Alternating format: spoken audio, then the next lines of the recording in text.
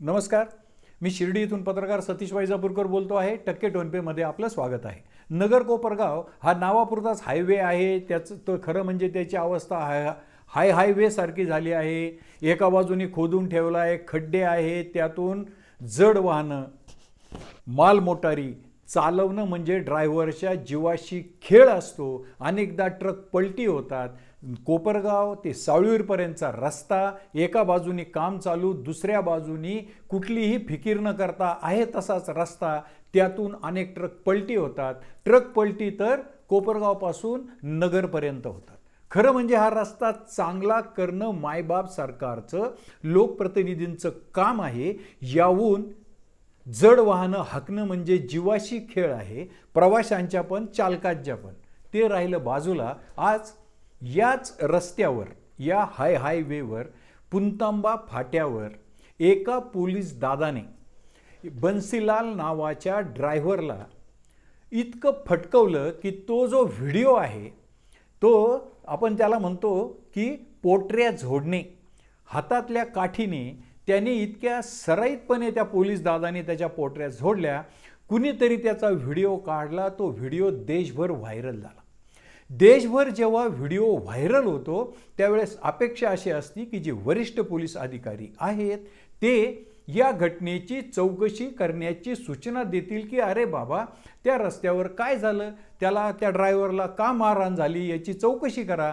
परंतु सोशल मीडियावर आज दिवसभर हा व्हिडिओ प्रचंड व्हायरल होत असताना पोलीस यंत्रणेकडून, वरिष्ठ पोलीस अधिकाऱ्यांकडून किंवा गृह मंत्रालयाकडून कुठलीही विचारणा झाली नाही. मात्र विविध राज्यातल्या ट्रक असोसिएशनच्या पदाधिकाऱ्यांचे फोन कोपरगावच्या पदाधिकाऱ्यांना गेले आणि कोपरगावच्या पदाधिकाऱ्यांनी कोपरगाव पोलीस स्टेशनमध्ये जाऊन या प्रकारात दोषी असणाऱ्या पोलीस दादावर कारवाई करा अशी मागणी केली. मात्र ह्या व्हिडिओने शिर्डी परिसराची, नगर जिल्ह्याची नाचक्की झाली. आधी हा रस्ता नाचक्की करतो आहे, नंतर असे पोलीस म्हणजे या एकट्या पोलीस दादांचाच दोष आहे असं काही नाही.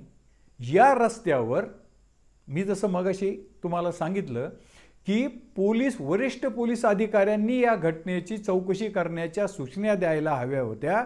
त्याऐवजी देशभरातल्या ट्रक असोसिएशनच्या पदाधिकाऱ्यांनी हे केलं. अपेक्षित असं आहे की ट्रक माल मोटारींची ज्यावेळेस लुटमार होते त्यावेळेस लुटमार करणाऱ्यांना पोलिसांनी फटकवणं अपेक्षित असतं. पण ज्या ड्रायव्हरचे लुटमार होते त्याला संरक्षण देण्याऐवजी, ज्या ड्रायव्हरला इथले रस्ते माहीत नाहीत, इकडून जायचं का तिकडून जायचं त्यावरून वाद झाला असेल तर काठी त्याच्या पायावर चालती, ती चालायला पाहिजे त्याला लुटणाऱ्या मंडळींवर. लाठी चुकीच्या दिशेने चालली. तिथे जवळ समृद्धी महामार्ग आहे. समृद्धी महामार्गावर जर आपण एक 15-20 मिनिटं शांतपणे हॉटेल स्वस्तिक समोर उभे राहिलो तर तिथे पोलिसांचे सापळे तुम्हाला सहज दिसतील. परप्रांतीय गाडी दिसली की ती त्यांच्या सापळ्यात सापडते आणि मग कागदपत्राची चौकशी सुरू होते. पुढे काय होतं हे तुम्हाला, मला, सगळ्यांना माहिती आहे. पण हसू या गोष्टीचं येतं, जर गाडीची किंमत 1 कोटीच्या पुढे असेल तर त्यातले काही महाभाग सॅल्यूट मारायला सुद्धा चुकत नाही. त्यांची अशी भावना आहे की 1 कोटीच्या वरच्या किमतीच्या गाड्या सत्ताधारी असोत किंवा विरोधी असोत, बडे नेते, त्यांचे नातेवाईक, चिल्ले पिल्ले वापरतात.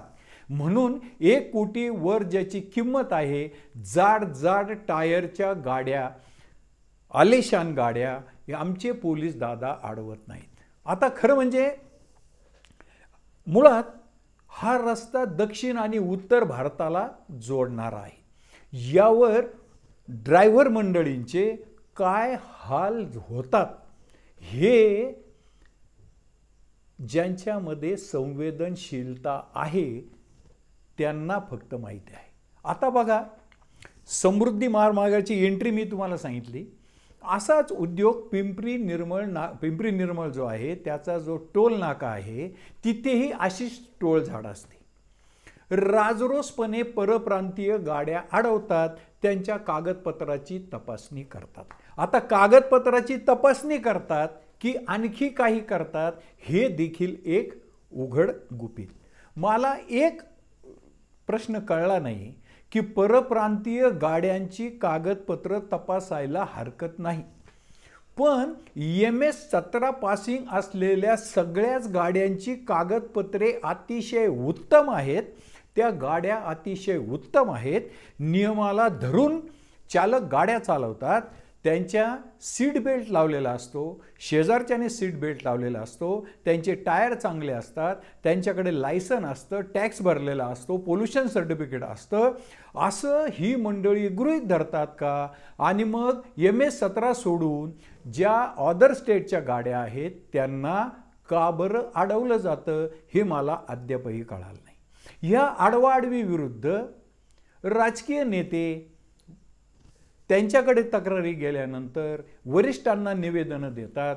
कधी कधी आजूबाजूच्या ग्रामस्थांचा संयम सुटतो, आंदोलने होतात. 4-5 दिवस ही मंडळी बाजूला म्हणजे रस्त्यावर येणं टाळतात. थोडासा लोकांचा राग शांत झाला की परत पांढऱ्या डगल्याची ही मंडळी गाड्या आडून राजरोसपणे काय करतात हे आपल्या सगळ्यांना माहिती आहे. आता बघा, ज्या परप्रांतीय भाविकांच्या गाड्या शिर्डीत येतात त्या परप्रांतीयांच्या गाड्यांवर किंवा त्या गाड्यांच्या मालकावर किंवा त्यात बसलेल्या साई भक्तांमुळे शिर्डीचा विकास होतो आहे. त्यांच्याच देणगीवर साई संस्थांचा डोलारा उभा आहे.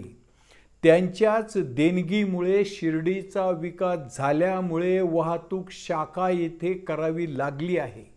नितीन गडकरी केंद्रीय मंत्री त्यांनी बोलण्याच्या ओघात एकदा सांगितलं होतं आणि कदाचित ते या 5 वर्षात करतील देखील की RTO नावाचे पदच त्यांना रद्द करायचे. महाराष्ट्रामध्ये त्यांना RTO नको आहे.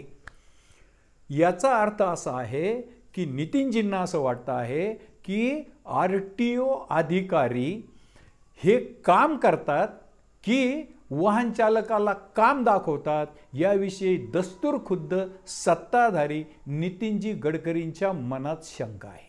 आता नाशिक शिर्डी मार्ग सुद्धा याला अपवाद नाही.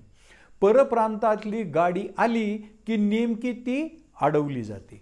आता खरं म्हणजे यात आणखीन एक विनोदाचा विषय असा आहे, सरकार महाविकास आघाडीचा असो की महायुतीचा असो, ही गाड्यांची आडवाआडवी चिडाचिडी झाली तर मारामारी म्हणजे एकतर्फे ड्रायव्हरला बदडणे हे सुद्धा आता सुरू झालं आहे.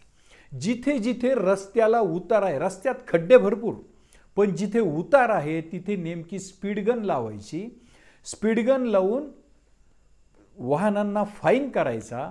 वाहनांच्या नियंत्रणासाठी स्पीडगन लावलेली आहे की दिलेलं टार्गेट पूर्ण करण्याकरता अचूक जागी स्पीडगन लावून टार्गेट पूर्ण करण्याचा उद्योग सुरू आहे. हा मोठा संशोधनाचा विषय आहे. आता खरं म्हणजे अंधेरी नगरी चौपट राजा अशा पद्धतीने हा सगळा उद्योग सुरू आहे. बदलीसाठी सगळ्याच विभागाचे अधिकारी खास प्रयोजन करून ती जागा मागून घेतात. मग जे प्रयोजन केलं असतं त्याची पूर्तता करण्यासाठी तुमच्या आमच्यासारख्या सामान्य माणसांना जिथे जिथे नडता येईल तिथे नडतात.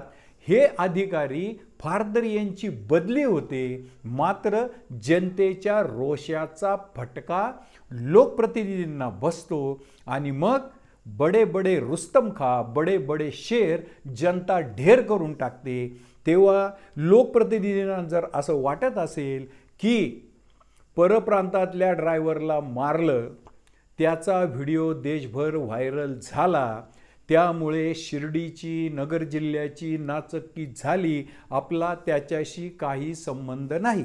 म्हणजे दक्षिणेतले खासदार असतील, उत्तरेतले खासदार असतील, रस्त्याच्या कडेचे लोकप्रतिनिधी असतील, त्यांना जर असं वाटत असेल तर तुम्हाला या असंतोषामुळे निर्माण झालेला रोष किंवा या सगळ्या प्रकारामुळे जनतेत निर्माण होत असलेला रोष निवडणुकीत तुम्हाला फटका देत असतो। हे जर आपण लक्षात ठेवलं नाही तर असे बन्सीलाल रस्त्यावर मारले जातील, रस्त्यावर फटकवले जातील, यात नवल वाटण्याचं कारण नाही। आज मी बन्सीलालवर जे काही आज बितलं त्याबाबत जो व्हिडिओ देशभर व्हायरल झाला त्याचं केलेलं विश्लेषण आपणास आवडलं असेल तर माझं टक्के टोनपे हे चॅनल सबस्क्राईब करा, लाईक करा, शेअर करा।